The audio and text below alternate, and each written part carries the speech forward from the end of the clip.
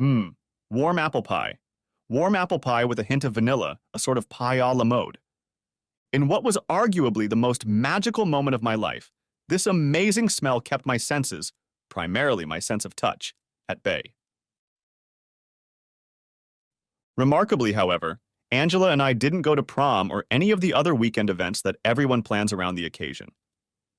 I approached her from behind in line at the movie theater, and she smiled shyly. I smiled back at her, and we both laughed. While almost everyone else at Comic South High School was at prom, we two misfits walked unaccompanied into the movie theater on a beautiful May evening in 1974. Angela and I had known each other since my family had moved to town 5 years earlier. Officially, I am Nicholas Turkinknarpski, and since both of our last names started with a T, I very often sat right behind Angela in the several classes we attended together over the years. During that time, we went from mere acquaintances to pretty good friends and whatever we'd call it. Anyway, she was my first, and I was hers. It is said that the clerks at Ellis Island abbreviated the names of many immigrants when they came to the United States because they couldn't spell or understand them. If that's true, I don't even want to know what my real last name is.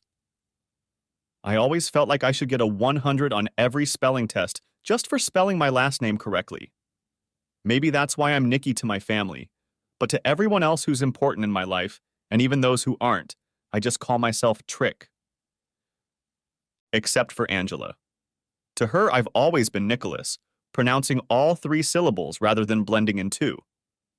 It was easy to realize that Angela didn't think too highly of me the first year my family lived in town. I was a skinny little 7th grader with a bunch of dark brown, unruly hair. Depending on who you talk to, I was considered either a quirky genius or a lazy slacker, and probably both were true to one degree or another. I could get excellent grades if I wanted to, but I rarely had the opportunity. I was bored to tears in school, and my competitive fervor dulled when I learned how many kids cheated to get good grades. Most of the time, I just showed up to school, kept my mouth shut, and was one of many nameless kids. Angela, on the other hand, was almost my polar opposite. She was incredibly smart, probably the smartest kid in our class, and competed like no one I'd ever met. She was relentless and never let anyone hold her back. She barely tolerated the younger ones asking questions of the teachers, probably because she thought they were inhibiting her learning. At that period of her life, she was also not known for her tact and was very direct with everyone. Someone must have explained to her at one time what tact was, and he or she at least forced her to be tolerant. No one wondered why she didn't have many friends. Angela was not only a force to be reckoned with in the classroom, she was also a force to be reckoned with physically. In 7th grade, she was 5, 8, and towered over almost every other girl in our class. In comparison, my height was 4, 11, and my weight was 68 pounds. Perhaps it was due to the fact that young womanhood wasn't really knocking on my door. I had 2 lessons with Angela in 7th grade, and I'm willing to bet she didn't say more than a dozen words to me all year. This was pretty typical for me, since I was the new kid in school and hardly anyone talked to me. In 8th grade, my social life took off, but my relationship with Angela remained consistently cool. Then, in 9th grade, she would occasionally have a few words with me. I was fine with both, because by this point I had a few good friends and a small social life. But as for dating, well, Angela wasn't dating anyone because I don't think there was a single guy in our school who had the guts to ask her out. There were rumors in the hallways that she was a lesbian, which was not a good thing in the 1970s. Long Island was a mecca for Italian girls, and in 9th grade, all I could look at was Jennifer Armaroli, a dark-skinned Southern Italian who had the biggest legs on earth and wore short skirts with bare tights to show them off. To quote Bob Seger, she was a black-haired beauty with big dark eyes and her own glasses sitting high, very firm and high. My love was only at a distance because I never had the courage to ask her out. Between freshman and sophomore year, biology smiled on me, and over the summer I grew 5 inches, reaching a height of 5'7" and a weight of 116 pounds. It was like the whole world had rediscovered itself to me, and girls who hadn't paid attention to me before suddenly realized I was alive. Yes, I still had a mop of long, unruly hair, but I was now taller than many of the girls who used to look down on me, literally. Maybe because we were now seeing each other almost eye to eye, Angela seemed much friendlier to me. We had a few deep conversations, and I began to realize that she wasn't an automaton without feelings. In fact, she had quite a few feelings, and I got the feeling that there was a real girl living somewhere inside, just waiting to break free. I tried to talk to her and with her. Sure, she was still the determined Angela, but I was able to see a part of her that I don't think many others saw. A few times we even sat together at lunch and talked. I learned that she wanted to become a heart surgeon and was going to study at Cornell to achieve that. What about me? I was going to be a cab driver. No, I'm kidding. I wanted to be a sports journalist, and I was going to go to the University of Missouri. She told me that she thought I could do better in my life, noting how well I did on state tests and things like that where everyone was on a level playing field. She pointed out that my scores weren't much lower than hers, especially since I didn't spend my precious time studying. We became such good friends that I took her snide comments as an attempt to push me for something more. Somewhere along the line, she eventually succeeded, because I enrolled at Marist College, where I studied to be a transfer student. By my junior year of high school, I was fluent in French and knew all 6 tenses, which is pretty good because most French people only know 4. Italian turned out to be not much more difficult for me. Although Angela didn't have many friends, she was on many committees and participated in many activities throughout her high school years. When one of these groups had a special cause, very often I was her companion. Although we were not couples, this attracted many looks from our peers. In high school, Angela had very infrequent dates. Not that I had a lot of them, but I had more than she did. My senior year of high school, I asked a girl I liked, but hadn't dated yet to prom, and she turned me down. I was disappointed, but not crushed. A few of my friends tried to talk me into taking another friend who really wanted to be at prom, but she wasn't invited. But my heart didn't lie to that, and I told them I wasn't going with just anyone. That's how I ended up at the movie theater alone at prom. Angela and I watched a movie together, and when it ended it was 11, so I asked if she wanted to have a beer with me. It was 18 on alcohol in New York at the time, and there was a bar in town that I had been a regular at since I turned 18, and that's where I took her. I don't think she had ever had a beer, judging by the look on her face during the first few sips, but she took it like a trooper and drank her half of the pitcher I bought. We just talked like normal people, although I noticed she was a little tipsy as she started giggling and stumbling over some words.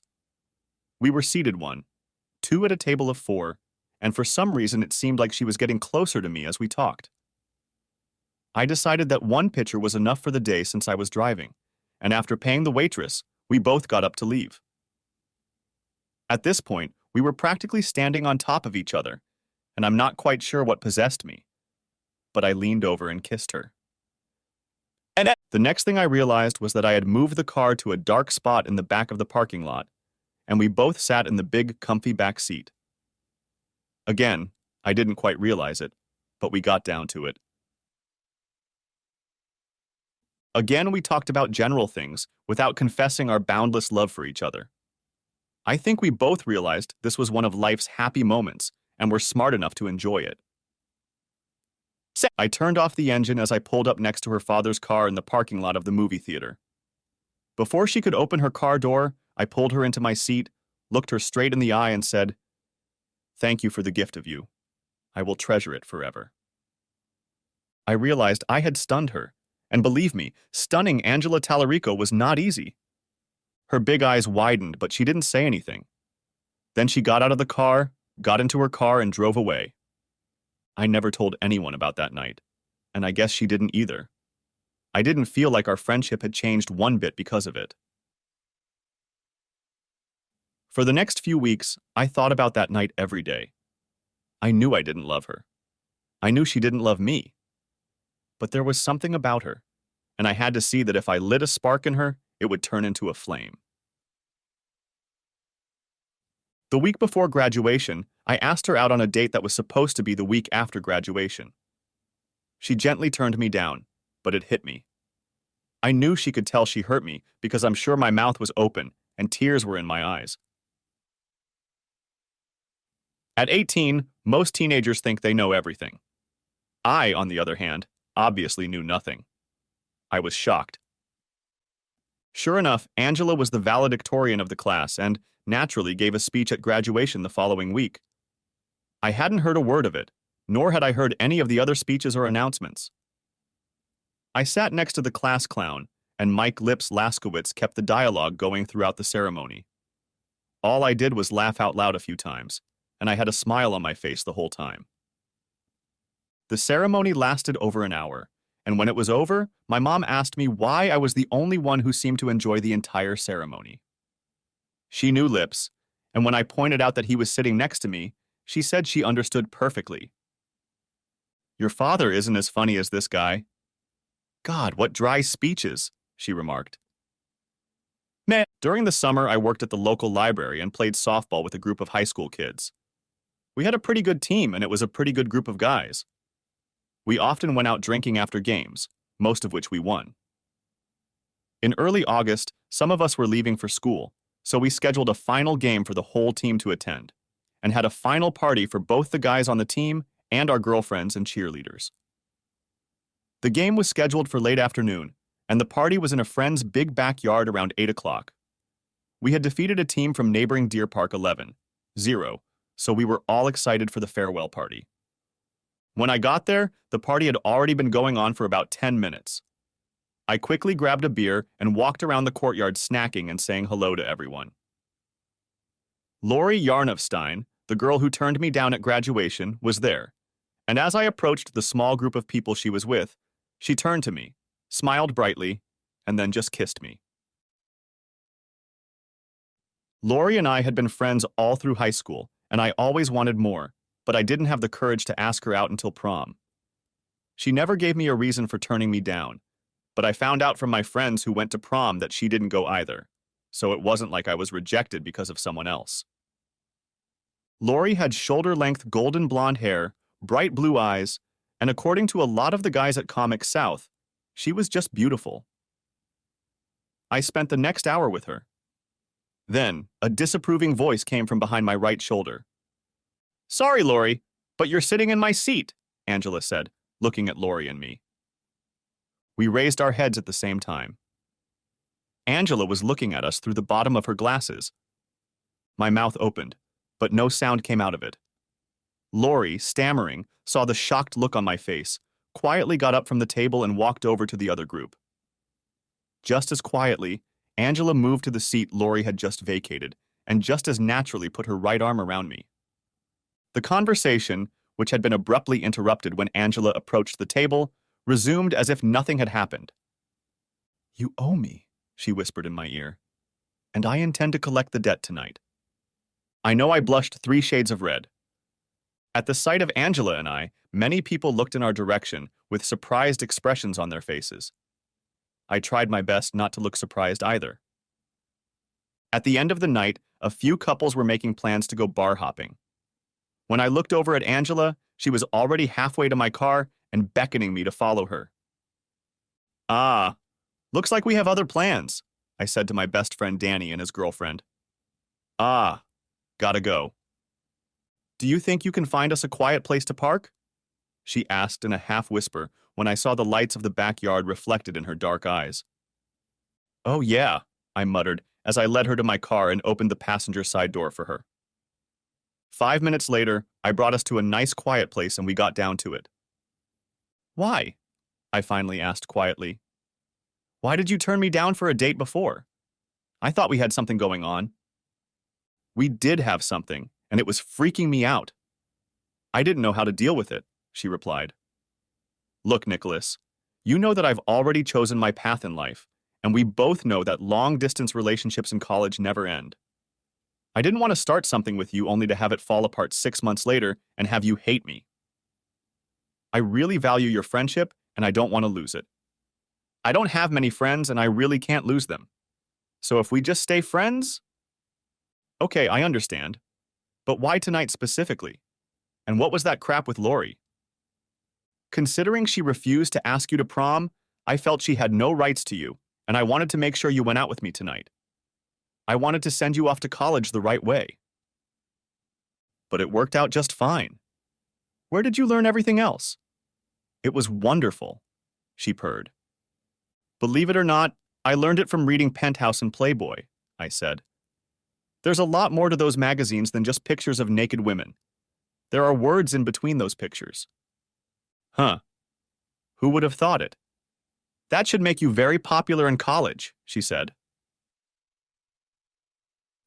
After we got dressed and cleaned up, I drove Angela home. I walked to the passenger side of the car, opened the door for her, and helped her out. Goodbye, Dr. Tallarico, I said in my most somber tone. If you ever have any free time at Cornell, why don't you send an old friend a letter? I reached into my car, grabbed a pen and a piece of paper, and scribbled down my college address. Goodbye, Nicholas, she said, put my address in the pocket of her shorts, turned and walked into her house. About a month later, I did receive a letter from Angela telling me about all the interesting things she was doing. About a week later, I wrote back describing my life. A month after that, I received a second letter, which I also replied to, but that was the last letter I was to receive. I realized what she was getting at. I hoped that someday I would just be a pleasant memory for her. Next chapter. Like I said, I've never dated just for quantity. I don't have that kind of ego. I also don't think I need to date the most beautiful girls, at least the prettiest looking ones. Yes, it's a bonus if a woman is as beautiful on the outside as she is on the inside, but I'm really looking for inner beauty. But now I'm back to whining about Angela. The classes were interesting to say the least. Since I was already fluent in French and had a few CLEP credits, my freshman year I chose an easier language and a more challenging one, taking Italian and Chinese. In my sophomore year, I added Spanish and Russian, and then spent a semester in Italy for the first half of my junior year. I spent the second half of my junior year in China. Essentially, I spent my entire junior year off campus. In my senior year, I enrolled in the only French course I could take, the top level, but I found myself a little rusty in the first 2 weeks. We were using a textbook one level lower than the one we used in our senior year of high school. I was doing okay, but I couldn't dominate like I used to, and frankly, I wasn't confident. The professor was a let's get everyone involved kind of person, so I approached her and asked for a courtesy. I'll turn in any work she wants and pass the tests, but I don't want to participate in class discussions for 2 weeks. Then I explained to her I would not only participate, but possibly dominate to the detriment of the rest of the class. I guess Madame Crate was hard of hearing, because for the next 2 weeks she seemed to go out of her way to ask me questions. This annoyed me terribly, and as a result, I remained silent. 2 weeks later, I was summoned to speak to the Dean of Languages, who told me of Madame Crate's complaint. Dean Patrick, I said firmly, have you checked my certificate lately? Is there anyone in this school who has a higher grade point average in the core subjects than I do, and who even comes close to the amount of linguistic diversity that I have? Wouldn't it be a shame if this year's honors faculty member dropped French because of a professor's harassment and made sure everyone found out about it at the banquet? By this point, I was feeling pretty smug. Without another word, I turned around and walked toward the exit and literally knocked over my future wife. Tracy Patrick was the dean's daughter, and she was apparently walking through his door with her lunch from the local bistro when I turned around and walked right over her, knocking the bag of food out of her hands and sending her onto her back. I was about 6 feet tall, and this babe was about 5 feet tall, so I could only see the top of her blonde head when I collided with her. At that moment, I didn't yet know that she was the dean's daughter, but I felt terribly embarrassed for flattening what seemed to be the cutest babe I'd seen on campus. She let out a string of swear words in French, which made me back off from trying to help her up off the floor. Without even thinking about it, I immediately started apologizing to her in perfect French. We then chatted for a bit, also in French, after which the dean introduced the girl as his daughter, a marketing graduate.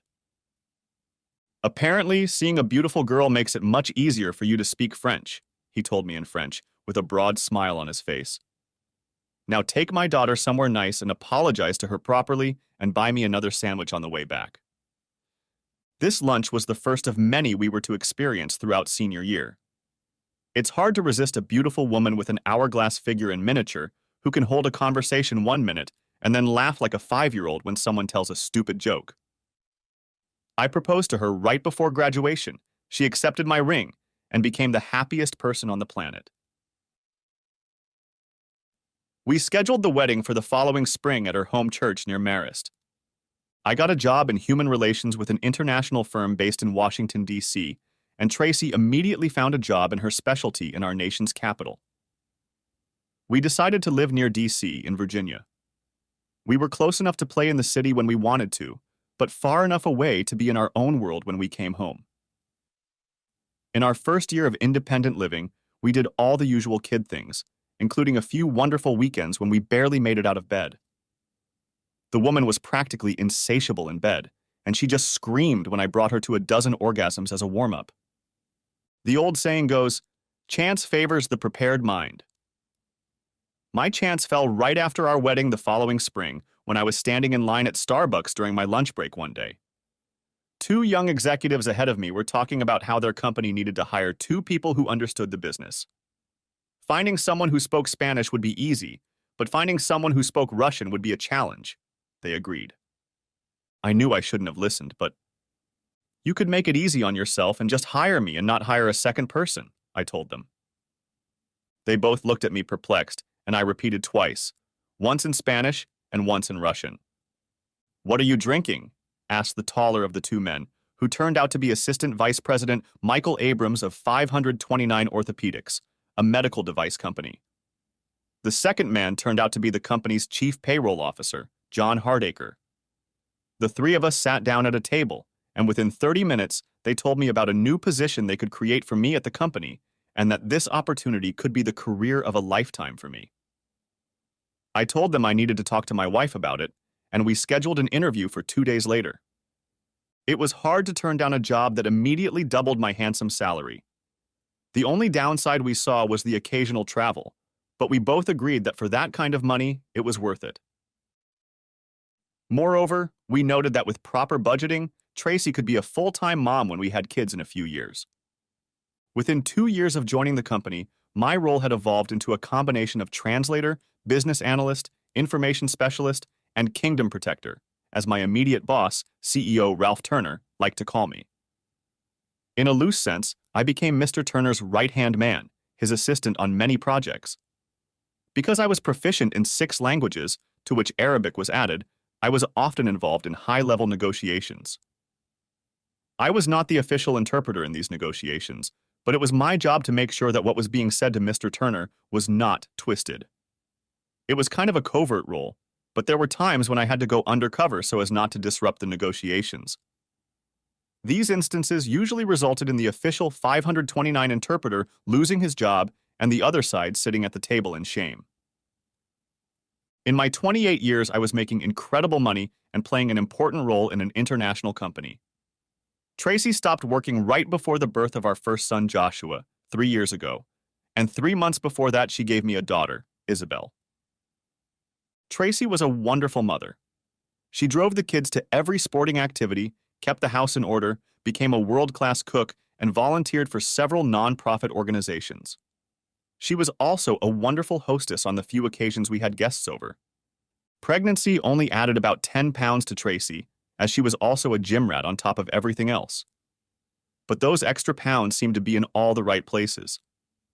She had no trouble drawing attention wherever she went, whether she was dressed nicely or in a tracksuit.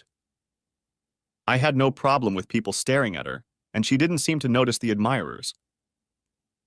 Even the traveling I sometimes had to do was quite pleasant. Since I was part of the inner circle, I always traveled either business class or first class, and the 529 always put us up in great hotels. Occasionally, a woman would make friendly contact with me in the hotel bar and offer to hook her up for the evening, but I always declined their advances as politely as I could.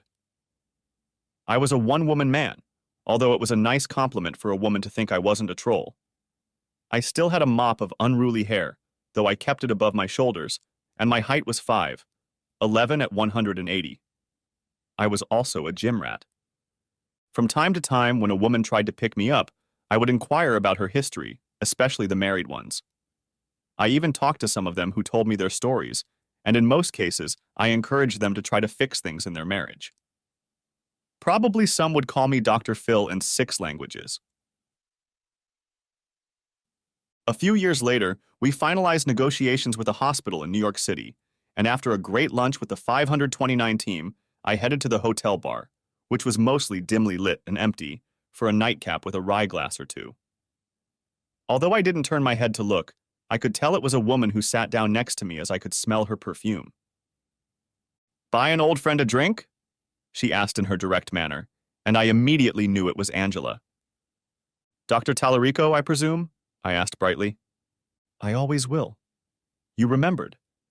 Like I've told you all these years, it's just easier to keep the name, my husband's name." I studied her face in silence, except that she had perhaps seen too much pain and suffering from her patients, or maybe in her own life, as reflected in her eyes, her face was almost exactly as I remembered it. She was dressed for an evening out and looked beautiful. She was still a large woman about 5, 10 years old, but looked a little slimmer than she had in high school, maybe 140 pounds. I took a quick look at it all, and most women wouldn't even realize that I had gotten such a good look at everything. But it was Angela. Nothing could get past Angela. "Did I pass the inspection?" she asked in a cocky voice. She blinked, waiting for an answer. Of course, it was Angela. "Yes," I replied cheekily. We both giggled and sighed.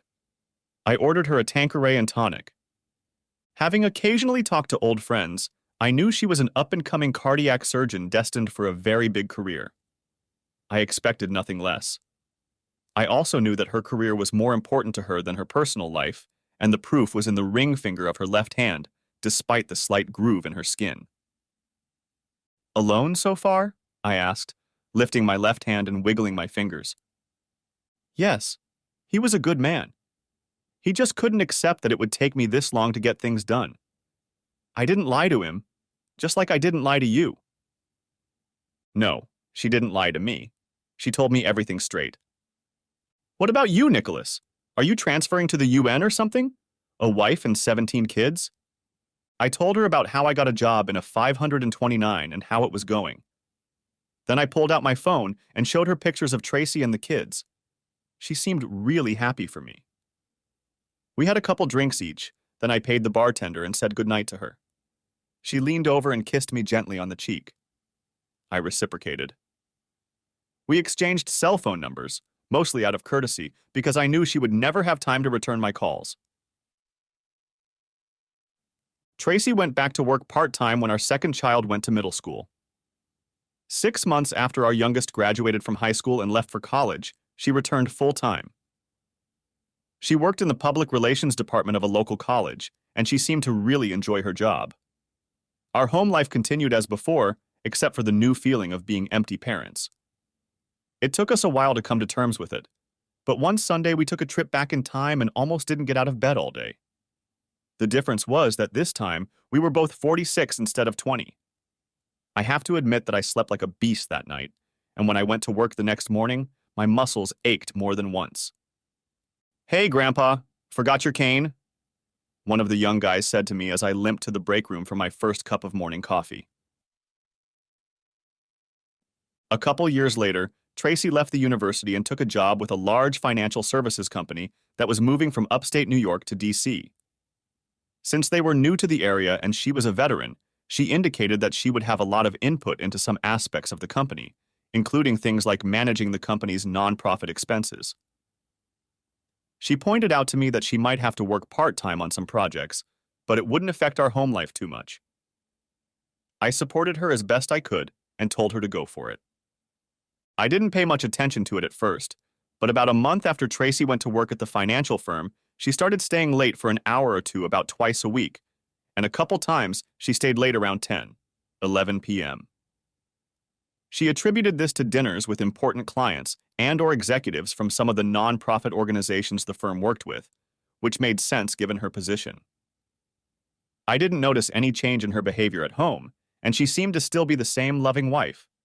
But every now and then I got the odd feeling like she was trying too hard to be Mrs. Perfect. A few months later, her parents came down from New York to visit.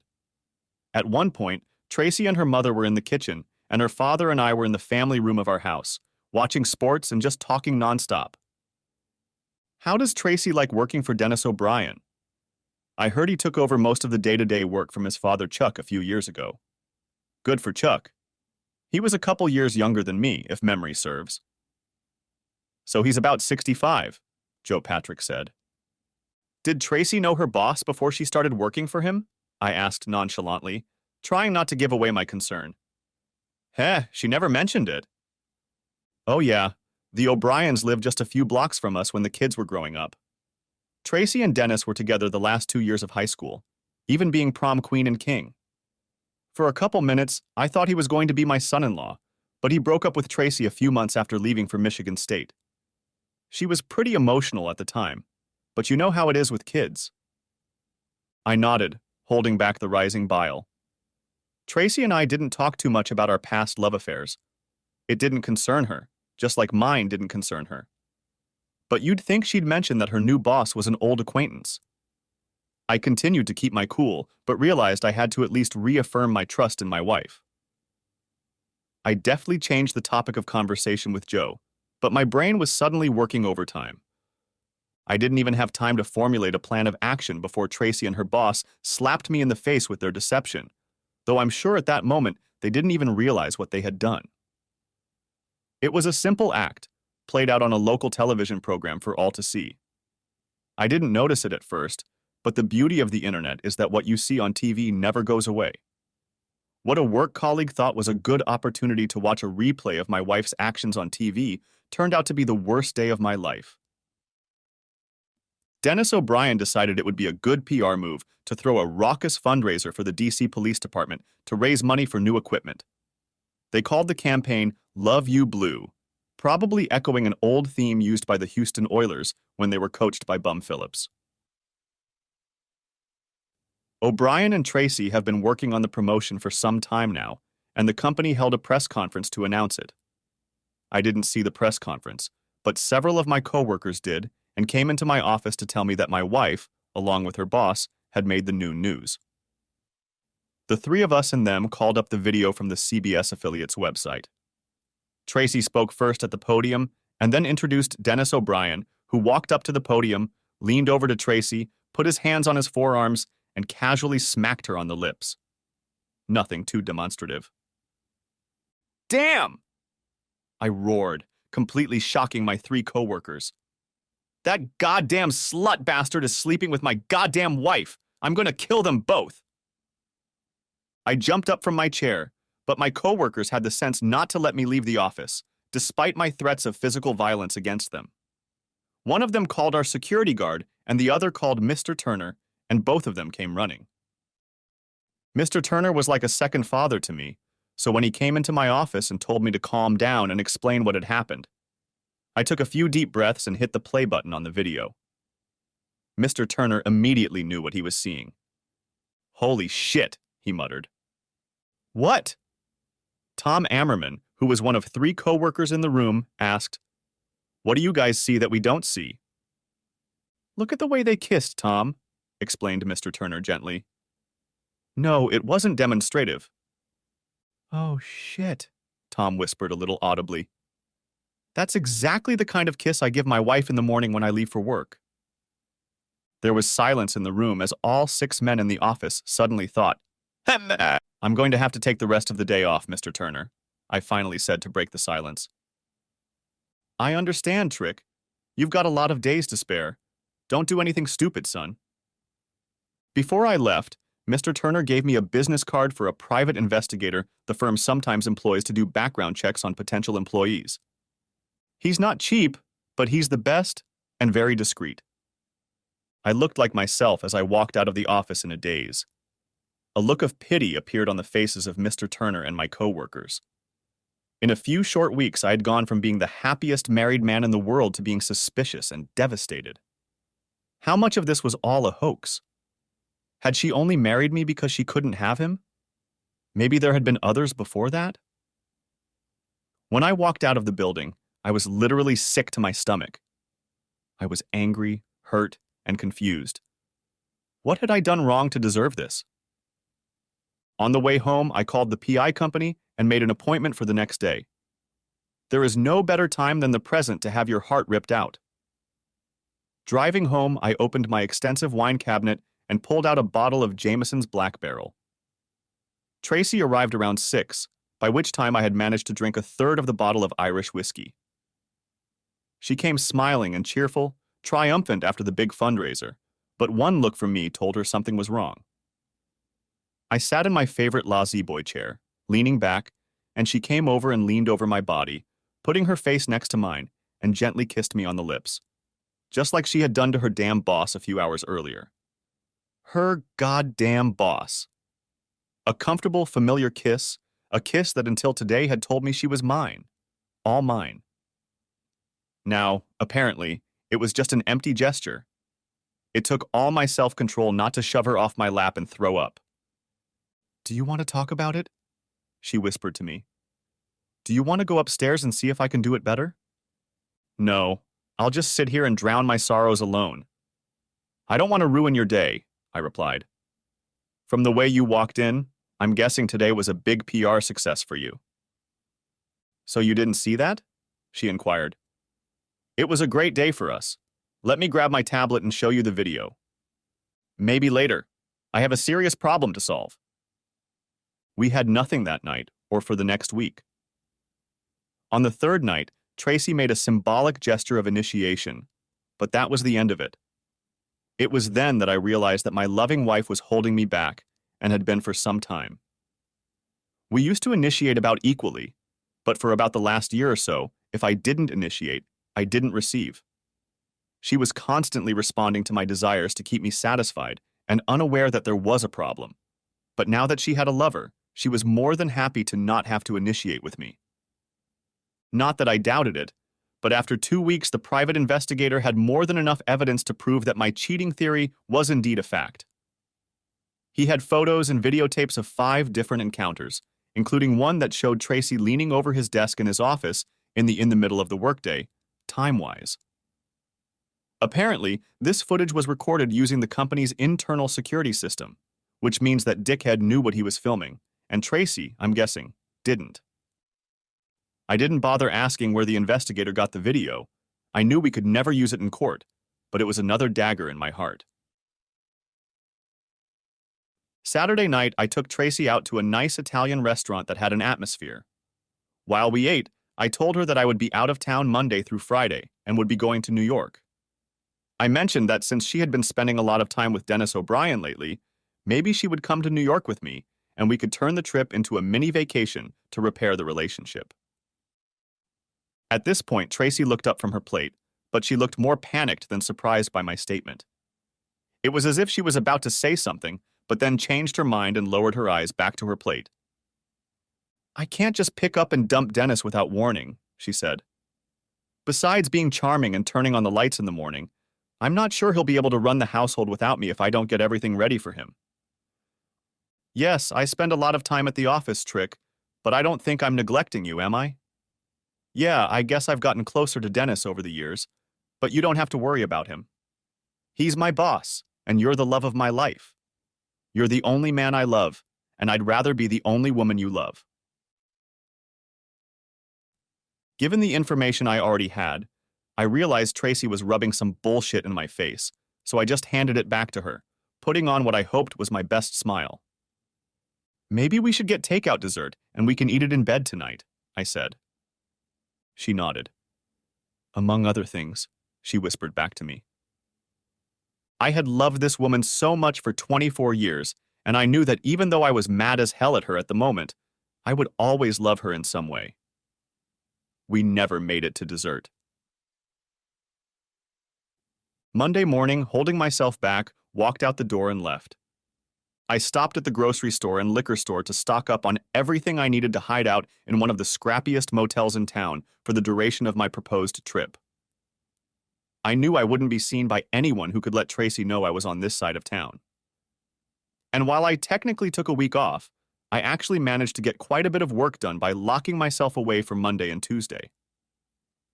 I guess when I was out of town, the amorous duo didn't go rogue, and my private investigator had nothing to report.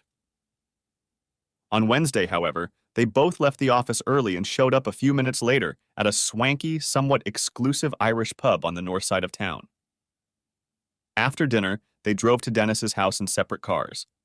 At least she had the good sense not to entertain him in our marital bed. My private investigator had alerted me when the gymnastics started, and I knew he was recording too. He made one last call to me around 2 in the morning, telling me that it looked like she would be spending the night with Mr. Wonderful. I set my alarm for 5, and by 7, I was already standing in the middle of Dennis O'Brien's driveway, since apparently he'd asked Tracy to pull into the vacant space in his garage. I was halfway through the morning paper and a second donut when the garage door swung open at 7:30.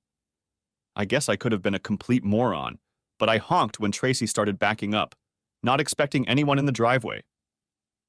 She braked sharply, and I saw Dennis slowly climb out of the front seat of his car. I watched them from the front seat of my car. Tracy's eyes popped out of her forehead when she saw me getting out of the car and into the driveway. "Tell me again that I'm the only one you love," I shouted at her.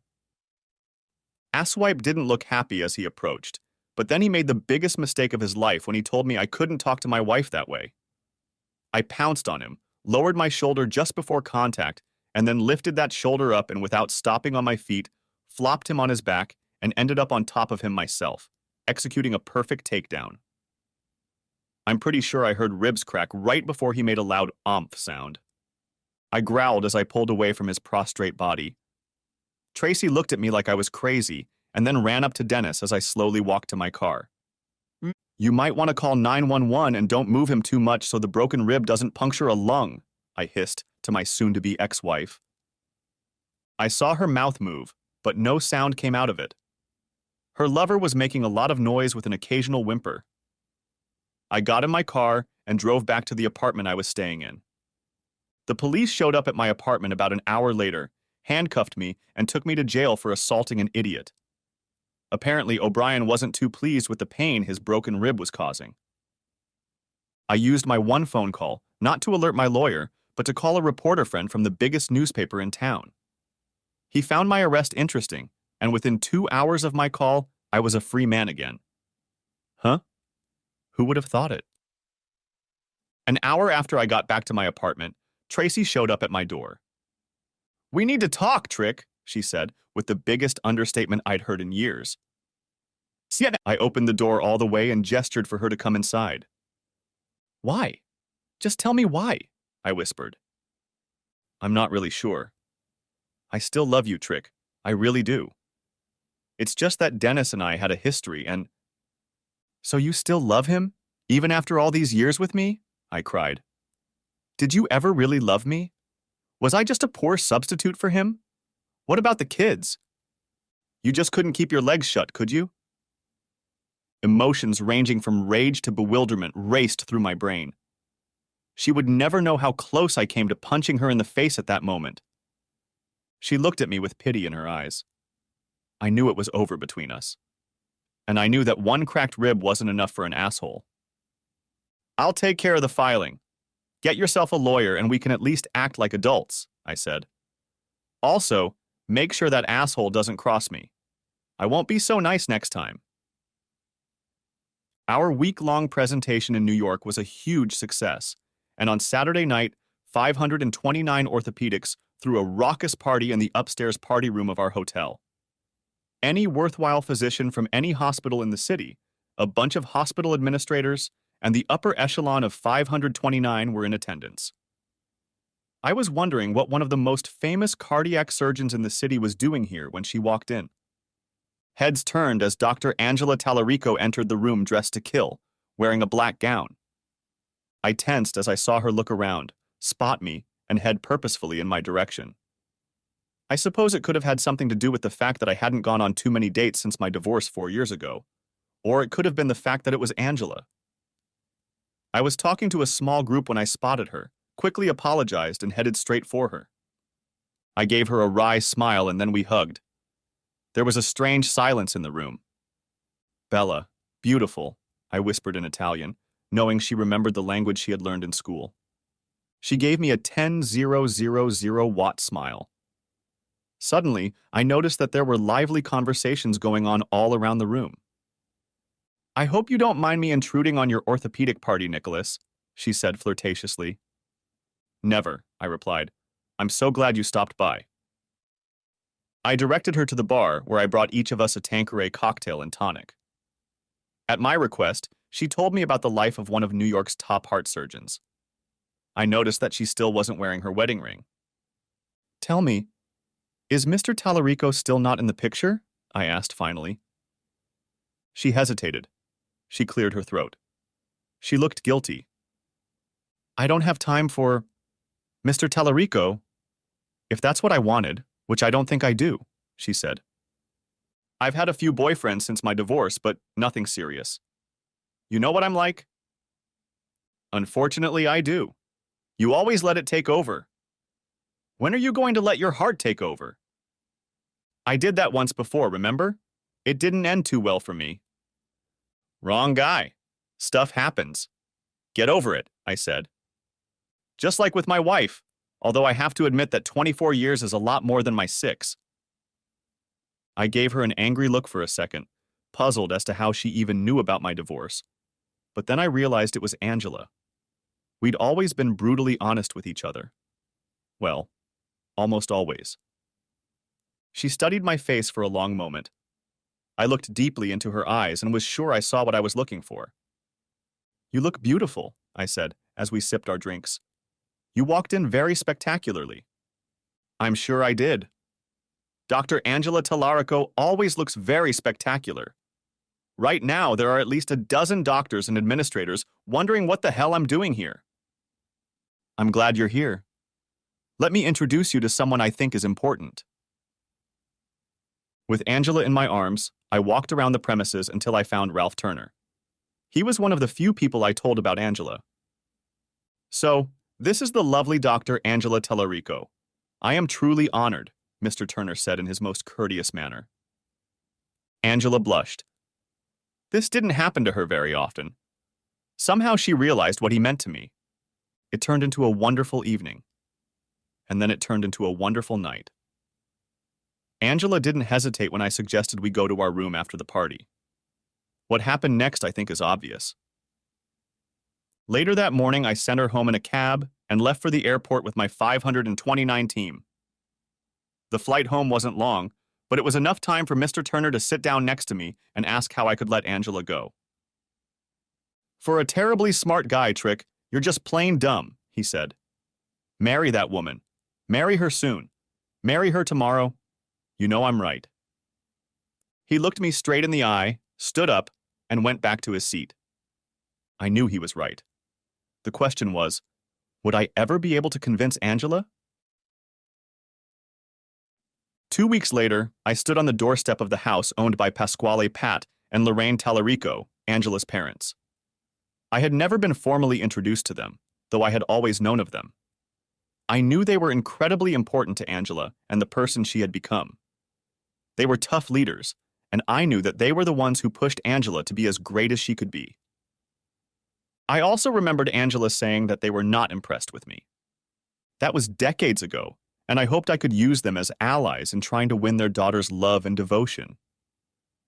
Angela's heart was a prize worth winning, and in my 50s, I was willing to do anything. I had given up the challenge once, but not the second time. I spent Friday night and Saturday afternoon talking to Angela's parents, explaining how I felt about their daughter and why I believed I could make her happy for the rest of our lives. I talked about everything, even my marriage and divorce from Tracy. I know I surprised her parents when we started talking about finances because I was making about 5 times as much as the esteemed Dr. Tallarico. Just on account of speaking a bunch of languages? Her father asked. Only on account of speaking a bunch of languages with a bunch of CEOs around the world, in a field that's only going to grow, I replied confidently, but modestly as I hoped. We then moved on to a more difficult topic, cracking a nut, which turned out to be their daughter. If you know her well, You know that she is very energetic and very dedicated to her patients. How do you get her to think of herself first? Her father asked. That will be my problem. Just assure me you're on my side, I said. Angela's mother jumped up from the chair she was sitting in and practically smothered me in a hug. While I was trying to catch my breath, Pat grabbed my hand and wished me happy fate. I figured that meant I had their blessing. I made a date with Angela 2 weeks ahead of time and planned a long weekend with Ralph. I had her dressed to the hilt and showed up at Angela's house on Friday night with a corsage around her wrist. I then escorted her to my rented limo, and we headed to East Meadow on Long Island to Borelli's, my favorite Italian restaurant. Borelli's restaurant was still old-fashioned enough that I could ask for an Italian-speaking waiter, and he had to speak only Italian at our table all evening. Being Italian and having studied the language in school, Angela could speak and understand some of what was being said, but the waiter and I were moving too fast for her to keep up, so I was ordering for her and generally being the go-between. We didn't even hold back when the manager came out and greeted me in Italian, like I was his long-lost brother. After that, we drove back into town where I had a reservation at one of the upscale dance clubs. As soon as we entered the club, it came to her that she was blushing. "It's prom night, isn't it?" she exclaimed. "Prom night is for losers," I replied. "Remember, some of us were too busy going to the movies to make it to prom." We laughed like a couple of idiots and then went dancing the night away. When we pulled up to her house around 2 in the morning, I walked her to the door and then, very formally, told her I had a great time. "Why don't you send the limo home for the night?" she wheezed. She didn't need to be told twice. After a few dozen minutes, I asked, "Ang," no one ever called her Angie or lived up to it, "have you ever thought about how you want to spend your retirement years?" "Honestly, no, Nicholas," she replied. "I've got some good years ahead of me, so no, I haven't thought about it. Besides, you know I'm not very good at multitasking." I was hoping for something better. Damn, I'm not persistent after all. "Okay, but we still need to get moving. Graduation weekend is far from over," I said. "Matt, are you sure you want to go through with this?" she asked. "Oh yeah, there's still a lot to do, lady," I replied. I grabbed my bag of clothes, and the next day we went about our usual routine. Lunch, some shopping, dinner, then a Broadway play, followed by drinks at another nice restaurant. We spent the night in my hotel room doing the same things we had done the night before. But this time we went to bed a little earlier because I told her I had a special breakfast planned on the island. We were both a little tired when we got up at 7. At 8, we were already sitting in my rental car and driving down the Long Island Expressway, which was pretty empty on a Sunday. As I turned off the LI and headed towards Comac, an amused expression appeared on Angela's face as she realized what was up. Her parents were waiting for us on the front porch when we pulled up. Her parents greeted me like I was a long-lost son, but I whispered to her mother that Angela wasn't thrilled about the marriage as we hugged. She was surprised, but told me to hang in there. For her part, Angela looked shocked at the way her parents greeted me. We started with fresh pastries that I had asked her parents to buy from a local bakery, but after that, it was Angela's mom who took over the culinary delights. We ate like kings, and the conversation revolved around Angela and her childhood. There was a lot of laughter around the table. We finished the smoky mimosas, and it wasn't until she finished her flute that she discovered there was something stuck in the bottom of her flute. That's where I'd stuck the 3-carat yellow gold engagement ring I'd had specially made for me at Tiffany & Company. "Nicholas, no. You didn't," she whispered hoarsely, bursting into tears. I can't accept it." "You can accept it," her mother said in a scolding tone, then grinned widely. "It's time for Dr. Tallarico to become Dr. Tallarico Trick. Oh, hell, never mind. Angela, I'm not trying to take away from what you've done to get where you are, but there's more to life than just a job. Look at your parents. They've been married for 50 years, and they still look like they love each other very much. Don't you love the time we spend together?" "I do. And I want to wake up with you every morning and know that we'll be together every day." And then the unthinkable happened. Angela started crying and then sobbing. I hugged her, and when her mother held out the dried ring to me, I gently pushed her away and then put it on her finger. She looked at her hand as if she had never seen her fingers before. With Mr. Turner's approval, I changed my 529 status to consultant and moved out of New York. Angela and I bought a nice house in the country, and a year later we were married. My children were happy for me, although both thought Angela was a bit stuffy. Admittedly, Angela was reserved with my children. She didn't have children of her own, and I knew it wasn't her policy in those days to have children. But when my children had children of their own, restraint became a thing of the past. She may not have wanted to be a mom, but her grandmother's genes were huge. Okay, ridiculous would be more accurate. It gave her a huge advantage over her children, and they were able to bond strongly.